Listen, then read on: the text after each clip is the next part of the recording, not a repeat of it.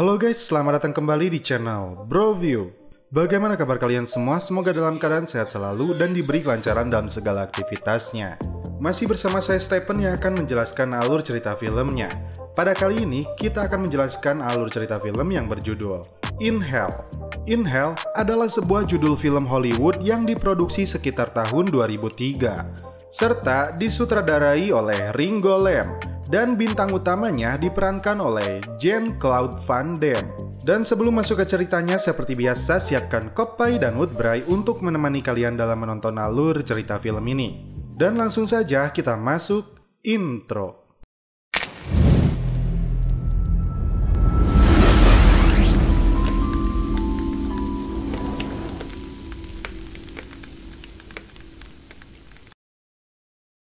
Di awal film, kita langsung disuguhkan sebuah aksi pertarungan di sebuah penjara antara seorang algojo dengan seorang pria hingga tewas tidak berdaya. Setelah pria tersebut terkapar, para petugas kemudian melumpuhkan algojo ini. Kemudian, kita melihat seorang tahanan yang sedang tidur dicabut lidahnya menggunakan sebuah tang. Dalam kondisi hujan lebat, terlihat beberapa petugas membawa dua mayat pria lalu menguburnya. Kemudian di sebuah pabrik baja Magnitogorsk, Rusia, tampak seorang pekerja di sana yang bernama Kyle LeBlanc, yang diperankan oleh Jean-Claude Van Damme. Istrinya yang bernama Gray meneleponnya agar dia bisa cepat pulang karena dia merindukan suasana pantai bersama. Kyle lalu menelepon bahwa dirinya 10 menit lagi akan sampai di rumah. Istrinya tentu sangat senang karena suaminya akan pulang. Dia bahkan telah mempersiapkan hidangan spesial plus-plus untuknya. Namun tiba-tiba listrik di rumahnya mati. Gray kemudian mencoba menyalakannya kembali. Tak diduga, seorang pria jahat berada di rumahnya. Gray berusaha melawan pria itu. Kyle yang mendengar istrinya dalam bahaya berusaha mempercepat laju mobilnya. Dia bahkan menelepon polisi di negara itu. Namun perbedaan bahasa membuat Kyle kesulitan menjelaskan kepada mereka. Gray terlihat mau dipaksa celepot oleh pria ini. Namun karena melawan, naas Gray harus tewas di sana. Kyle akhirnya sampai di rumahnya dan menemukan istrinya telah tewas. Tiba-tiba, pria itu muncul lagi dan memukul Kyle. Kyle mencoba menangkapnya dan kejar-kejaran pun terjadi di sini.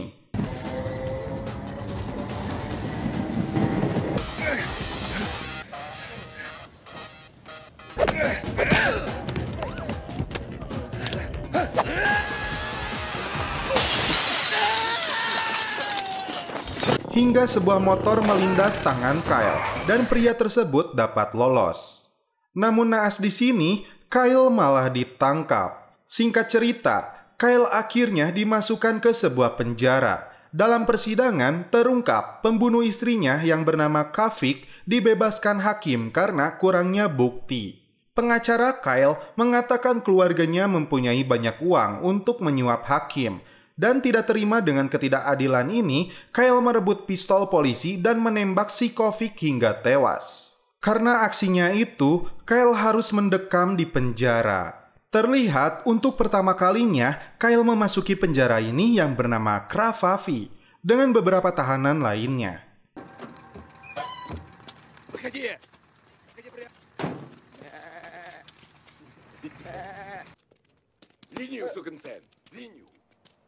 Kemudian, datang juga seorang jenderal ke penjara ini untuk melihat seorang tahanan yang tertangkap kembali setelah mencoba melarikan diri.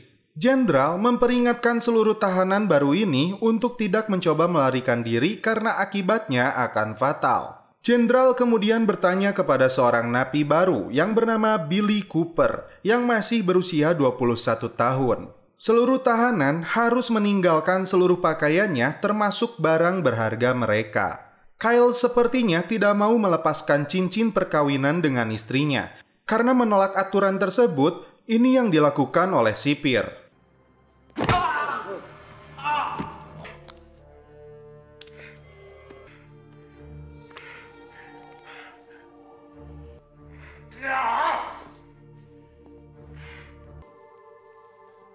Selain itu, mereka harus memotong rambutnya berikut membersihkan seluruh badannya. Sampai di ruangan sel mereka yang terlihat seperti barak, Kyle melihat foto istrinya dan mengenang masa indah mereka. Di malam pertama, Billy Cooper dibawa beberapa petugas sipir lalu dimasukkan ke sebuah sel dengan seorang napi yang telah memesannya. Ternyata, Billy Cooper mendapat pelecehan seksual di sana. Anjing! Dan di pagi harinya, Kyle melihat Billy Cooper tidak berdaya. Dia pun melihat pelakunya dan mengingatkannya kembali kepada pria yang membunuh istrinya. Kyle kemudian mencoba menghajarnya, namun petugas sipir menangkapnya. Kyle kemudian dimasukkan ke ruangan isolasi yang sungguh memprihatinkan.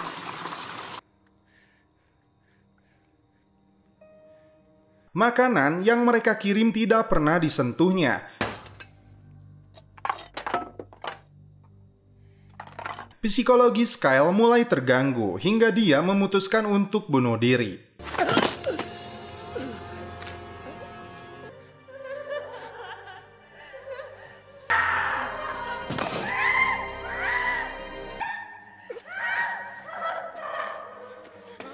Tiba-tiba muncul seekor kupu-kupu dan hinggap di bekas darahnya. Dia kembali membayangkan bersama istrinya. Kupu-kupu tersebut lalu hinggap di makanannya dan seakan-akan menyuruh Kyle untuk tetap berjuang hidup. Kyle akhirnya menikmati makanan tersebut. Dia kembali ke ruangan selnya. Namun kali ini dia ditempatkan bersama seorang tahanan yang disebut 451. Terungkap, tahanan ini telah menghabisi 3 napi lainnya yang sekamar dengannya. Untuk mendapat sel yang lebih baik, Kyle harus membayar sipir.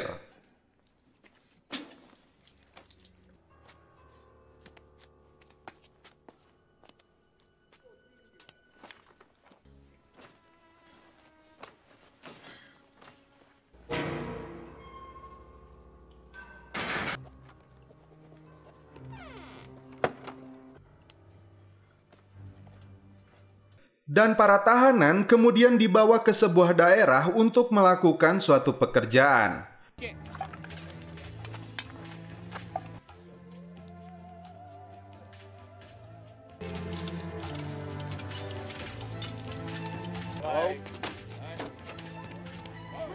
Kakak mendiang istrinya yang bernama Paul datang mengunjunginya dan mengabari kalau dia telah dimakamkan di Louisiana dekat dengan air dan pepohonan. Paul mengatakan di penjara Rusia ini, Kyle harus membayar untuk berbagi fasilitas. Ketika berjalan di lapangan penjara ini, Kyle hampir mendapat lemparan bola dari pria yang sempat berkelahi dengannya. Namun, bola tersebut ternyata mengenai orang lain, dan hampir saja terjadi perkelahian di antara dua gangster ini. Sipir yang melerai mereka mengatakan, jika ingin berkelahi, maka separkalah tempatnya. Kyle lalu bertemu dengan Billy. Terungkap dia dihukum 1,5 tahun karena gadisnya menabrak restoran. Kemudian, seorang tahanan yang bernama Malakai yang menggunakan kursi roda memperkenalkan diri kepada mereka. Pria yang berkelahi dengan Kyle rupanya bernama Andrei, seorang mafia Rusia yang berkomplot dengan sipir dan menguasai penjara ini. Pesawat tempur tampak lalu lalang di sekitar penjara ini. Dalam tidurnya, Kyle kembali dihantui kisah pembunuhan istrinya.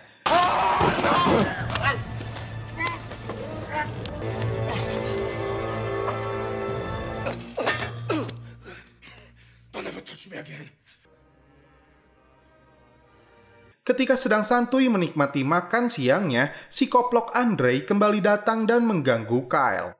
Billy Cooper tampak terpancing emosinya, namun temannya menahan dia. Kyle lalu memberikan uang kepada sipir gelo itu agar bisa pindah ke sel lain. Semua napi pun kemudian berkumpul. Malakai di sini menjelaskan, jika ada masalah di antara napi, maka Sparka adalah solusinya. Hal ini dimanfaatkan sang jenderal untuk menguras kekayaan, dan dia membuat taruhan bersama teman-temannya. Kita lihat pertarungan ini antara si Andrei dan musuhnya.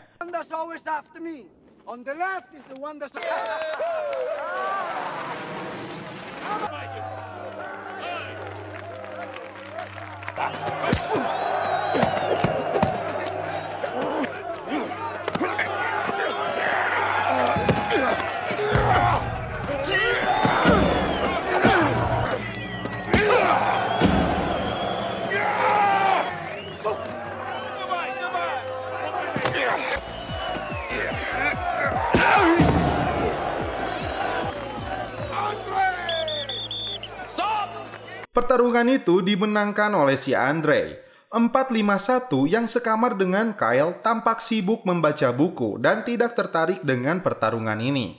Di kamar mandi terlihat Billy sedang mengasah sikat giginya. Dan ketika dimasukkan kembali ke selnya Andre, Billy kemudian mencoba melawannya dengan sikat gigi tersebut. Namun, malah perut Billy yang tertikam. Saat kerja paksa dilakukan, Kyle terlibat perkelahian di sana. Dia mengatakan dirinya tidak mau berkelahi. Namun, petugas yang melihat malah menyuruh mereka menghajar Kyle.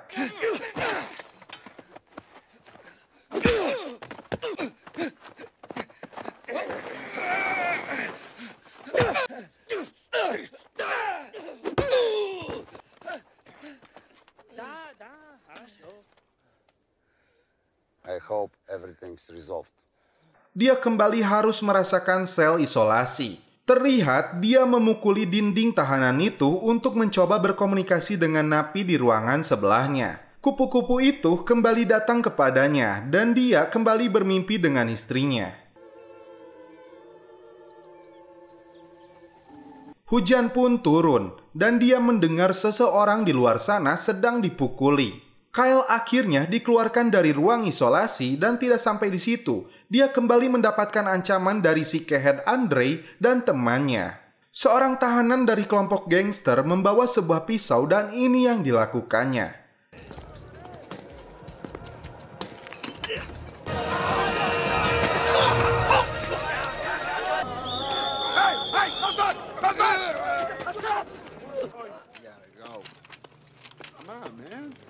Kembali ke selnya, Kyle mencoba membaca buku harian milik 451. Tertulis di sana kebencian memberinya kekuatan dan tetap hidup untuk melakukan kebenaran.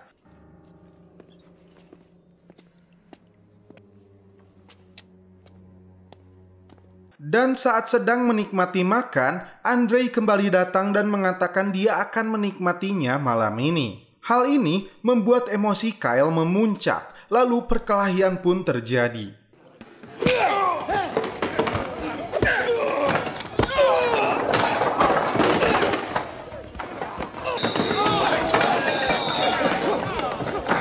"451 tampak santuy membaca dan melihat teman selnya kembali di bawah sipir.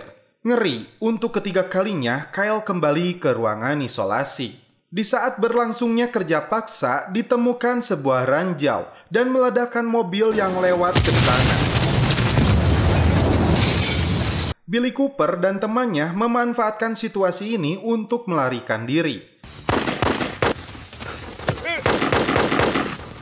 Kyle melatih fisiknya selama di ruangan ini. Billy berhasil lolos, namun temannya tewas tertembak. Namun pada akhirnya Billy pun kembali tertangkap.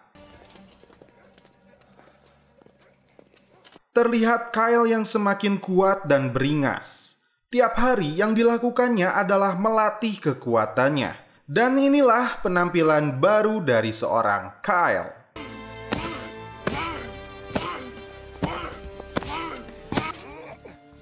Embrace the world you're in.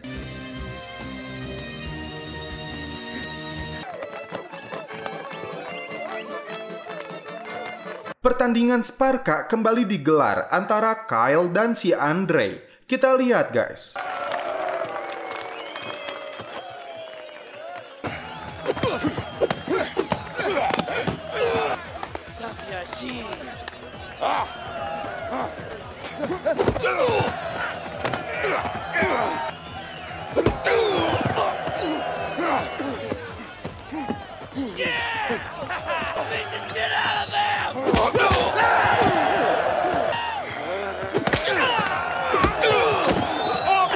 Kyle dibuat tidak berdaya hingga kebenciannya memuncak.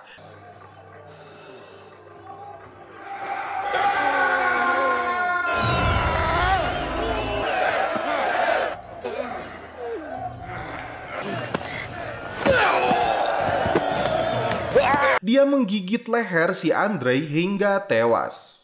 Kembali ke selnya, 451 di sini mengatakan, apakah perasaanmu sudah enak? Pertandingan kembali digelar. Kyle kembali menunjukkan amarahnya dan menghabisi mereka satu persatu.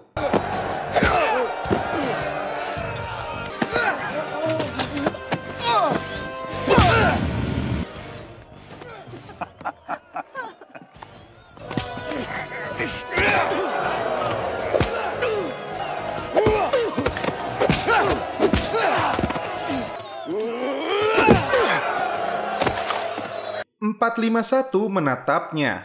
Kyle merasa di sini sudah menang, namun padahal dia terjebak dengan permainan mereka. Temannya melihat Kyle sudah kacau. Kemudian, Paul yang datang mencoba membantunya melalui duta besar. Namun, Kyle menolaknya dan menyuruh untuk melupakannya. Di sebuah acara kemerdekaan, Kyle yang sedang duduk didatangi Billy yang akan kabur dari penjara ini. Kyle kedatangan musuh barunya yang bertubuh tinggi dan kekar. Dan di acara kemerdekaan Rusia di malamnya, Billy terlihat mencoba melarikan diri, namun naas petugas menemukannya.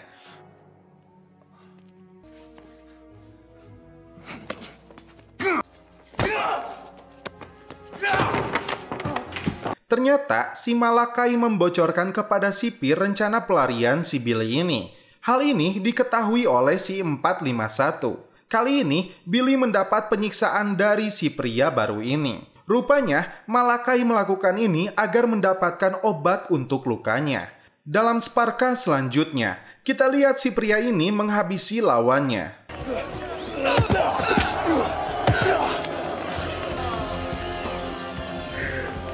Billy terlihat tidak berdaya disiksa oleh manusia ini.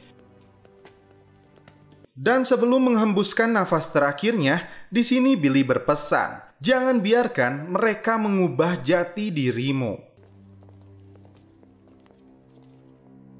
Sparka selanjutnya, dia berhadapan dengan Kyle. Namun kali ini, Kyle tidak mau melawannya.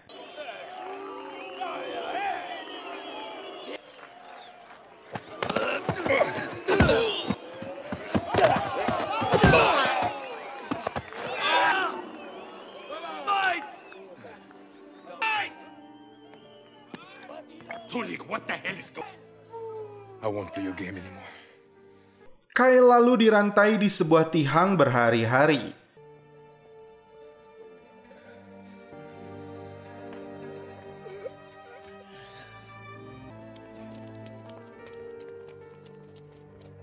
"451 kemudian bertemu Malakai dan menumpahkan bensin kepadanya karena pengkhianatannya kepada Billy ini yang dilakukannya.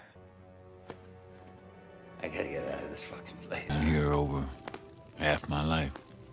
I try to get out. Lalu, dua gangster yang bertarung melihat apa yang dilakukan Kyle untuk kemenangannya. Mereka sepakat tidak mau bertarung lagi. Persatuan di antara tahanan terbentuk saat ini. Jenderal dan sipirnya tidak bisa memaksa mereka. Jika membunuh Kyle, maka dia bisa menjadi martir bagi tahanan lainnya. Kyle yang sudah tidak berdaya dibawa ke klinik. Dan setelah sembuh, dia kembali masuk ke ruangan isolasi dan memukul dindingnya. Jenderal memberi ultimatum kepada seluruh tahanan. Kemudian dia membawa seorang algojo seperti diperlihatkan di scene awal untuk melawan Kyle.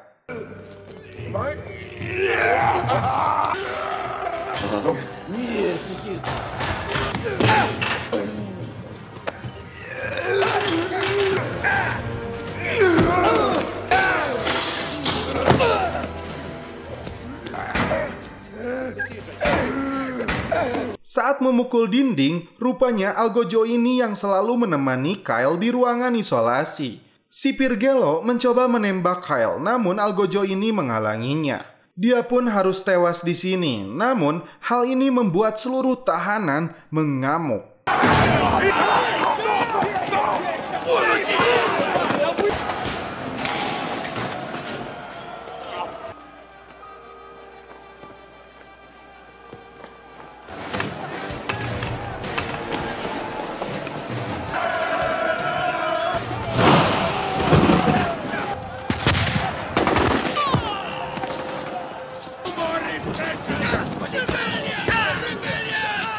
451 akhirnya mau berbicara dengan Kyle. Dia mencatat seluruh pembunuhan di penjara ini selama 20 tahun terakhir. Dan harus ada keadilan bagi mereka. 451 akan membantu Kyle melarikan diri setelah pertarungan terakhirnya. When I lose, get rid of him.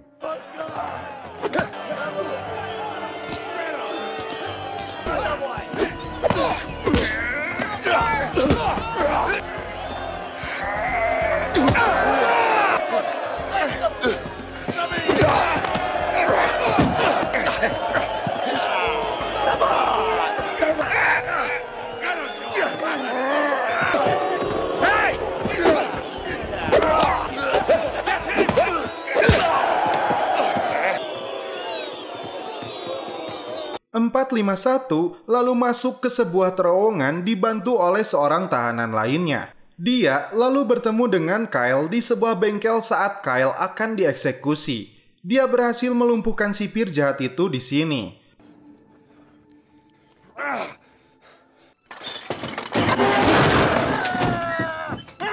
Kyle kemudian membawa mobil si jenderal dibantu oleh 451. 451 masuk ke ruangan jenderal dan mencabut lidahnya hingga tewas. Kyle akhirnya berhasil lolos. 3 bulan kemudian, penjara Cravavi akhirnya ditutup. Dan setelah itu, film pun berakhir. Oke guys, bagaimana menurut kalian alur cerita film dari In Hell ini? Kisah seorang Kyle yang berhasil mengalahkan dirinya sendiri merupakan pesan khusus dari film In Hell ini. Sewaktu-waktu diri kita menjadi musuh terbesar kita, dan kita tidak dapat mengkontrol diri kita, sehingga kehilangan jati diri kita sendiri. Jika Kyle berhasil mengalahkan dirinya sendiri, apakah kita mampu juga? Seperti ada pepatah mengatakan, musuh terbesarmu adalah dirimu sendiri. Dan musuh terbesarku adalah Ninyuh Cikopai sendiri. Anjing, mana Kopai teh? Oh iya, seruput.